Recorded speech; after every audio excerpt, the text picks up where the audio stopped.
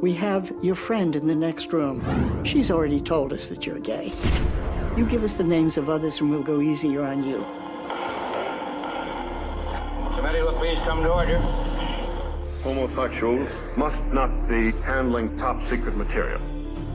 The pervert is easy prey to the blackmailer. It started this Lavender Scare. It started this systematic campaign to identify and remove all suspected gay men and lesbians from the Federal Civil Service. It was the most wonderful country in the world, and you should serve it. And then I found out they didn't want me. I was called to the FBI office. They wouldn't allow legal representation. I was a scared kid. They wouldn't reveal the evidence. They said, we have information, you are homosexual. Do you have any comment? And they would threaten exposure. I submitted my resignation. I lost my job at the patent office. That was the end of it. I was out. The people that I got rid of, they were faggots. I didn't give a hoot. Get rid of that son of a bitch. Put him on the bread line. Throughout my whole career, we were very much concerned with homosexuals in government. Homosexuals were a security risk, mainly because they were subject to blackmail, and we spent a good part of our time identifying homosexuals. We looked at every part of the person's life. It was an extensive investigation, just like a police department would investigate murders, this type of thing. They had to put little pieces together. This is what we did. And we had people in our organization that were good at that sort of thing. In front of a skilled questioner, homosexuals will very easily admit that they were the homosexuals. You could say, now you don't, we know you're a homosexual. You don't admit to it, but we have enough information here that you are. And pretty soon they start giving us the information. The average person, wouldn't give you that sort of information, but homosexuals do for some strange reason, because of the guilt that they feel. And then after a while, they feel like, well, they're going to keep after me until, I tell them this sort of thing. That's how they feel about it. Most of the time, they would resign right there on the spot, which made it fairly simple. Others would not resign. So we had to bring removal charges against them. Culturally, we were sick, sinners, sexual perverts. We were worse than communists. We knew that.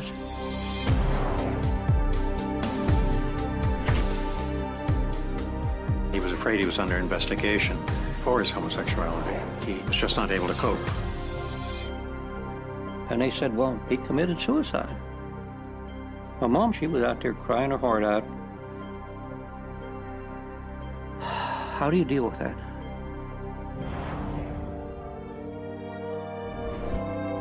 I was the first person to fight back out of all of those huge number of people that were fired in the 50s.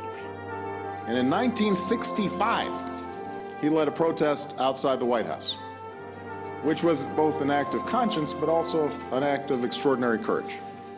He has had more impact on moving forward gay civil rights than any other single individual. We are proud of you, Frank, and we are grateful to you for your leadership.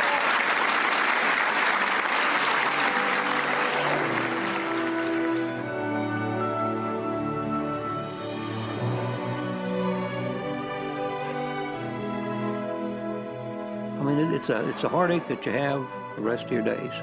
All of this needs to be said. People need to know.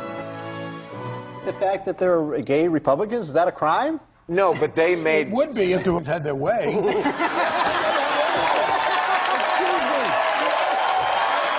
Literally. Excuse me.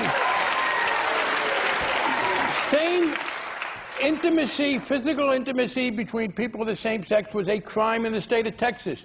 Governor George Bush said it should remain a crime. The United States Supreme Court said no, intimacy between consenting adults of the same sex should not be a crime. There are 15-year-olds in this country today in high school whose lives are being made miserable because they're gay or lesbian. And people who are themselves gay adults, who are enjoying positions of power in Washington, who advance that kind of abusive society, no, it has nothing to do with their economics. I find that contemptible. Joe, the two men kissing in the photo say they never intended for this to become the phenomenon it has in just a few days on Facebook. Sergeant Brandon Morgan returned Wednesday from a 6-month deployment to Camp Leatherneck, Afghanistan. There to meet him on the tarmac at Marine Corps Base Hawaii in Kaneohe was his boyfriend of 4 years, Dalen Wells. They say their friend, Dave Lewis, arrived a bit late, but just in time to snap the photo. They posted it on Facebook the next day, and then a friend asked if he could post it to the Facebook group called Gay Marines. From there, it went viral, garnering tens of thousands of likes and countless reposts. This is a homecoming picture. Gay, straight. We haven't fought for more rights or better rights than others. We fought for equal rights, and now we have them. I'm a very shy, private person, so the only reason I would even be doing something this crazy is because of that. And if this saves one kid who says, you know, look at this guy, you know, he went and joined the Marine Corps, you know, his life is great, you know, then maybe that'll give them the courage to hang on. 7,000 comments as of this evening. Many are cheerfully positive, some are bitterly negative and hateful, others in the middle saying they don't want to see so much public display of affection, whether gay or straight. A spokesperson for Marine Corps Base Hawaii said in a statement, "It's your typical homecoming photo." Less than a year ago, when the Don't Ask, Don't Tell policy was still in effect, a display of such a photo would have been frowned upon. Sergeant Morgan says all of his superiors have expressed tremendous support in light of the attention from the photo. Gina Mangieri, KHON2 News, Hawaii's news leader. I've often said that the true genius of America is that America can change. We can pass laws to right wrong. We can soften hardened attitudes. Our union can be made more perfect. Change never happens on its own. Change happens because ordinary people, countless unsung heroes of our American story, stand up and demand it.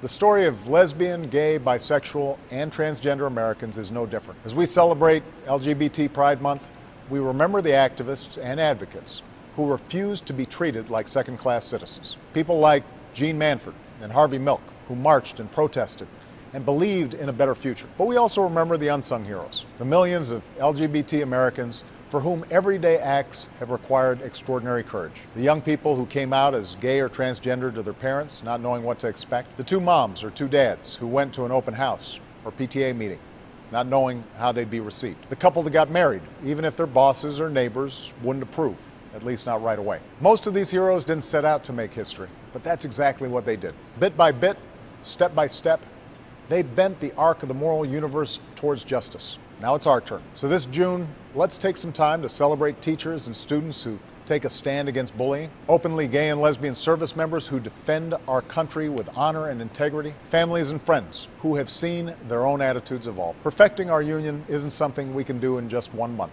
but we can remember those who came before us. We can summon the courage to build on their legacy, and we can renew our commitment, day in and day out, to be the kind of people who make change happen. I don't know where tomorrow finds me. The only thing I know is where I'm standing now. In this life there's never been a guarantee, which seems to be the only guarantee I've found. Keep your eyes upon the road, keep driving. It won't be long until you see a sign that says you're arriving. And when you reach that day, when you conquer what's behind you, don't forget the fight it took to get you here. And when you reach the top of the mountain you've been climbing, don't forget the distance you have come.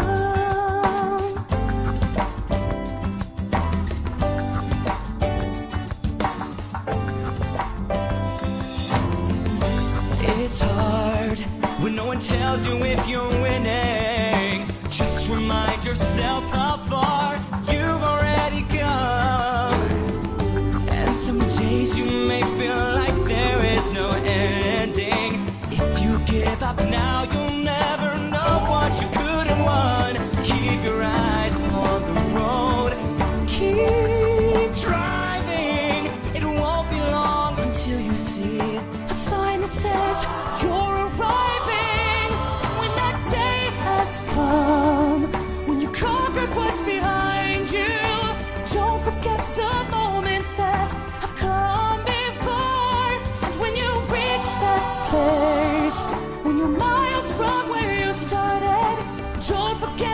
distance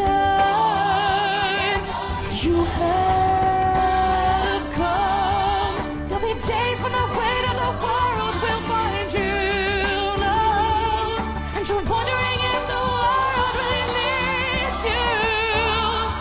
Just keep on going, keep on driving, run.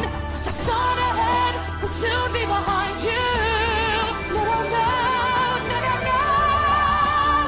And when you reach that day, when you've conquered what's behind you, don't forget the fight it took to get you here.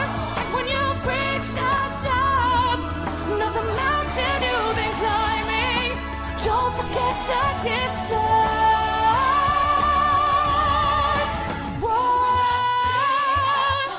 No, no, no, no. Brought you here.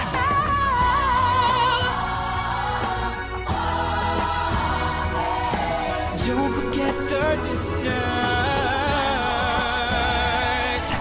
Don't forget it, don't forget it, don't forget it.